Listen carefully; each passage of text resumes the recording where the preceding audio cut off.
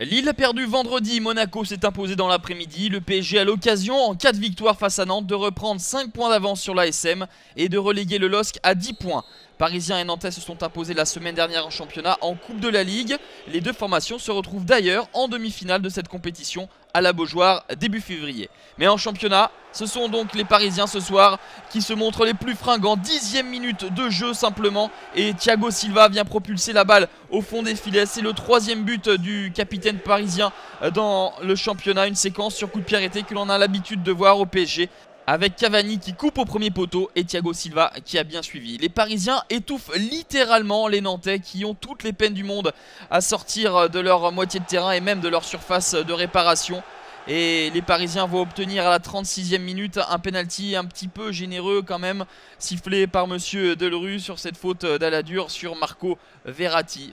Elle existe, elle n'est pas évidente, elle se siffle pas. En tout cas, Zlatan ne se prive pas pour marquer le but du 2-0, son 16e but de la saison, son 6e penalty dans l'exercice 2013-2014 et même mieux, toujours pour rester dans les chiffres, son 23e penalty consécutif transformé, Serie A et Ligue 1 confondus. Le PSG rentre au vestiaire avec cet avantage de 2 buts et les Nantais n'ont vraiment rien montré. Ils sont vraiment surclassés par cette équipe du Paris Saint-Germain qui déroule, qui a une possession de balle outrageuse, un nombre de passes réussies qui avoisine les 90%.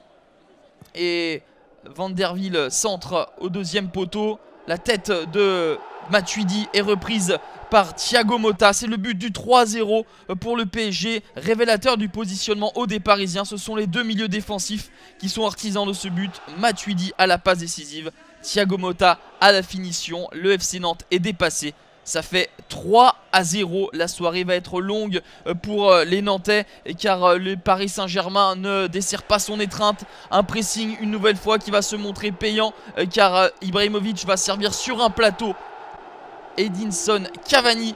C'est le 13e but pour El Matador. La 9e passe décisive pour Zlatan Ibrahimovic qui revient à égalité au classement des passeurs avec James Rodriguez. Le Monégasque, quel altruisme de Zlatan et quel travail évidemment à la récupération de Verratti. Le trident défensif est au diapason du duo offensif et ce n'est pas terminé. Le calvaire des Nantais va se poursuivre à la 64e minute. Le 17e but de la saison pour Zlatan, son 11e doublé en Ligue 1, ça va beaucoup trop vite. La défense nantaise est aux abois. Le contre favorable pour Zlatan et la frappe puissante. Gilo Boggi détourne légèrement cette balle qui trompe Rémi Rioux. 5-0 pour le PSG.